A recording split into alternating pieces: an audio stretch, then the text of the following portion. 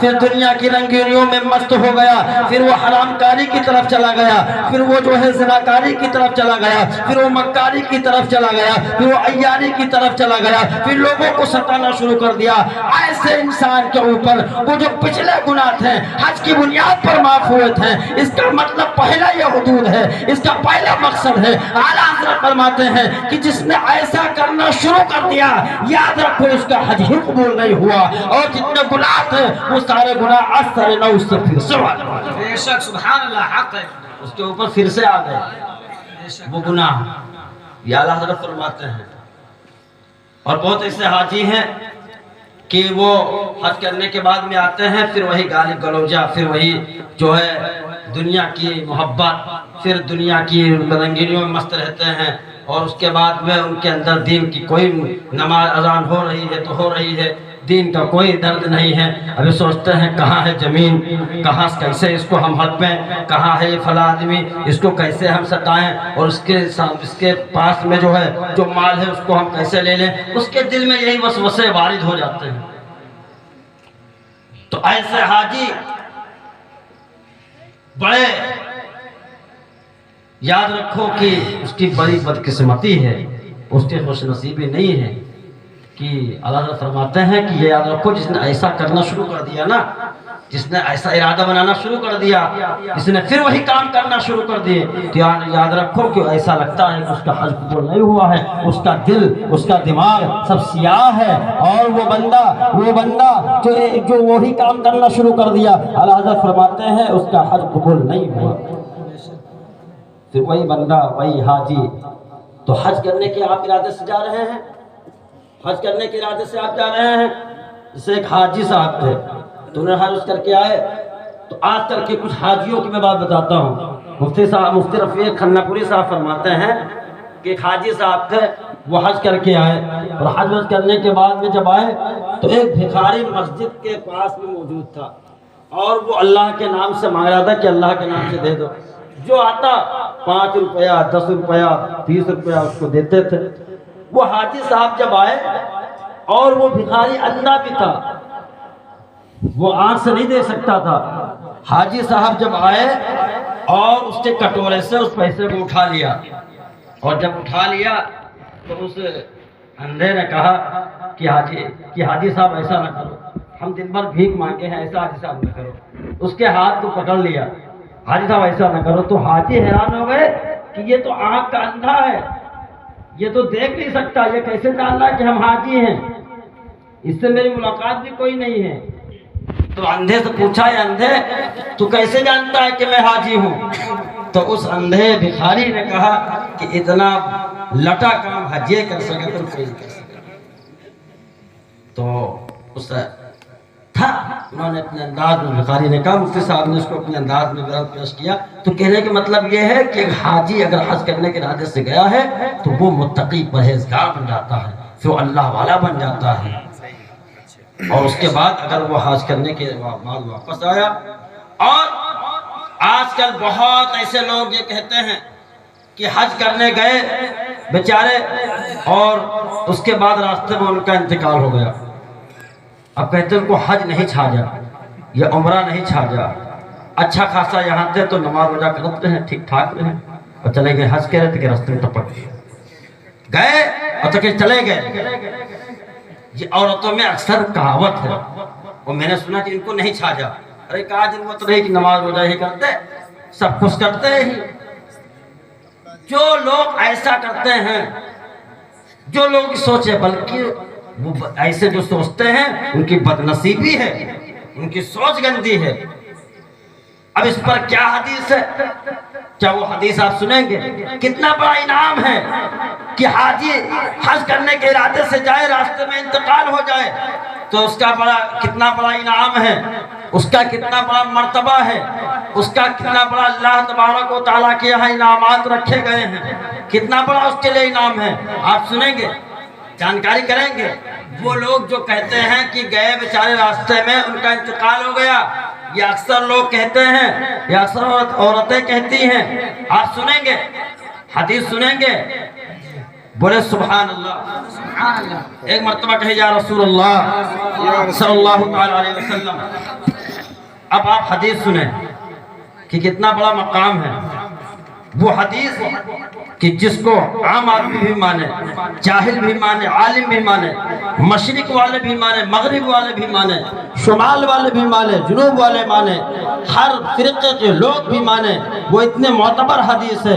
وہ کون سی حدیث ہے؟ وہ مشکات شریف کی حدیث ہے.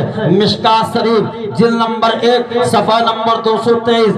حضرت ابو ہریرہ رضی اللہ تعالیٰ عنہ روایت کرتے ہیں. اس کے بارے میں امام مشکات صاحب کیا فرماتے ہیں, اور وہ حدیث فرماتے ہیں کہ عن ابی ہریرہ رضی اللہ تعالیٰ عنہ قال قال رسول اللہ صلی اللہ تعالیٰ علیہ وسلم من خرج حاجا او معتمرا او غازیا ثم مات فی قلبه كتب اللہ له اعتبر و معتبر. حضرت ابو ہریرہ رضی اللہ تعالیٰ عنہ روایت کرتے ہیں نبی کریم صلی اللہ علیہ وسلم نے ارشاد فرمایا جو شخص حج کے ارادے سے نکلا, جو شخص عمرے کے ارادے سے نکلا اور راستے میں اس کا انتقال ہو گیا اور اس نے ارادہ یہ بنایا تھا کہ ہم اللہ کے گھر کی زیارت کریں گے, رسول اللہ کی قبر کی زیارت کریں گے, اور راستے میں اس کا انتقال ہو گیا, تو حضرت ابو ہریرہ رضی اللہ تعالیٰ عنہ روایت کرتے ہیں کہ حج کرنے والا مجاہد اور اسی طریقے سے غازی اور اسی طریقے سے عمرہ کرنے والا, یہ جب تک کہ لوگ حج کرتے رہیں گے قیامت تک کہ عمرہ کرتے رہیں گے. ابھی حضرت ابو ہریرہ رضی اللہ تعالیٰ عنہ روایت کرتے ہیں کہ نبی کریم صلی اللہ علیہ وسلم نے ارشاد فرمایا کہ جب تک کہ قیامت تک لوگ حج عمرہ کرتے رہیں گے اس انتقال والے کے نام اعمال میں حج عمرہ کا ثواب پہنچتا ہے. بے شک سبحان اللہ سبحان اللہ بہت خوب. اس کے نام اعمال میں ثواب پہنچتا رہ کے اس کو ملتا رہے گا.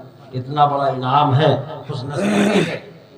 دعا کرتے ہیں کہ اللہ تعالی ہم سب کو ایسی موت نصیب فرمائے. بس آ گئی. اور جو شخص حج کرنے کے بعد میں حج کر کے واپس آیا, اس کے بعد وہ حاجی کتنا معتبر ہو جاتا ہے. آخری بات سنیں, اس کے بعد میں اپنی تقریر کو ختم کروں. حج کرنے کے لیے وہ گیا, اس کے بعد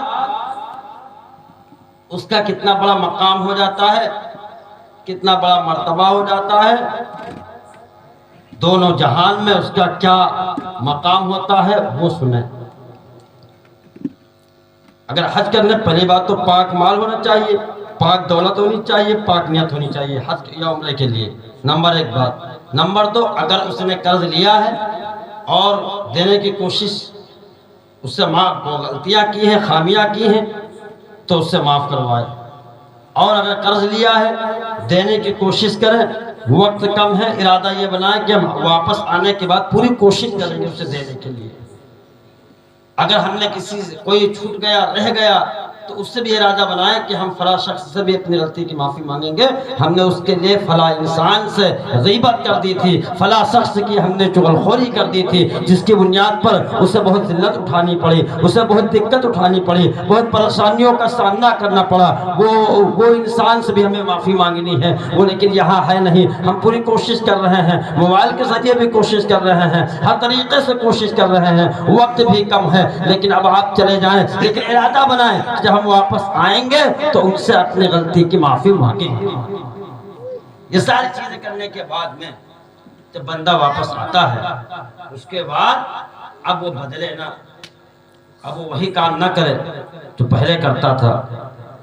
حدیث پاک میں آتا ہے اس نے ایسی نیت جب بنائی, اپنا ارادہ بنایا, جب وہ خانہ کعبہ کے لیے جاتا ہے, اللہ کے مقدس گھر کی طرف جب نگاہ پڑتی ہے, اور جب نگاہ پڑتی ہے خانہ کعبہ کو دیکھتا ہے, اور جب دیکھنے کے بعد میں علماء کرام فرماتے ہیں, حدیث پاک ہے کہ جب وہ خانہ کعبہ کو دیکھتا ہے اور دیکھنے کے بعد میں اس کے دل میں جو حسرت ہوتی ہے, اس کے دل میں جو خواہش ہوتی ہے, اس کے دل میں جو تمنائیں ہوتی ہے, ان ساری تمنا کو, ان ساری خواہشوں کو, ان ساری چیزوں کو اپنے ذہن میں رکھتا ہے, اور وہ حاجی خانہ کعبہ کو دیکھنے کے بعد میں کہتا ہے یا اللہ، اے اللہ اس خانہ کعبہ کے صدقے سے اے اللہ جتنے لوگ ہم سے دعاؤں کے لیے کہا ہے اے اللہ ان کی جائز تمناؤں کو پورا عطا فرما، جو بیمار ہیں اے اللہ بیماریوں سے شفا عطا فرما، جو قرض دار ہیں ان کے قرض کی غیر سے ادائیگی عطا فرما۔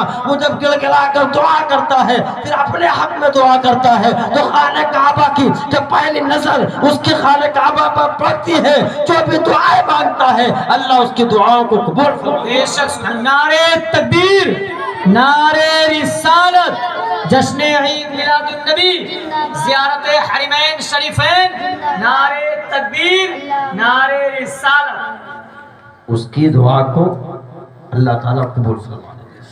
اب وہ حاجی اس نے یہ آدیش بنا کر آیا تھا، وہ گیا سارے ارکان ادا کیے، اس کے بعد جب حاجی آیا تو حاجی کے گناہ معاف ہو گئے ہیں۔ حاجی آیا، حاجی کا ارادہ یہ تھا کہ ہم جو ہے آگے ہم اپنے گناہوں کی معافی مانگیں گے، جو ہم نے ارادہ کیا تھا ہماری بہت ساری نمازیں قضاء عمری ہیں، ہم اپنی نمازوں کو پڑھیں گے، حقوق اللہ جو ہے ہم حقوق اللہ کو ادا کرنے کی کوشش کریں گے، جتنے بھی معاملات تھے جو حقوق اللہ کے مد مقابل تھے، حقوق اللہ تھے، ہم اس حقوق اللہ کو ادا کریں گے، ہر طریقے سے ادا کریں گے، اور اسی طریقے سے جو حقوق العباد تھے ہم حقوق العباد کو ادا کریں گے۔ اور حاجی آیا، آنے کے بعد میں حقوق اللہ بھی ادا کر رہا ہے، حقوق العباد بھی ادا کر رہا ہے، پوری کوشش کر رہا ہے، وہ کرتا کرتا انتقال ہو گیا، کچھ حقوق اس کے باقی رہ گئے، چاہے وہ حقوق اللہ ہو چاہے وہ حقوق العباد ہو۔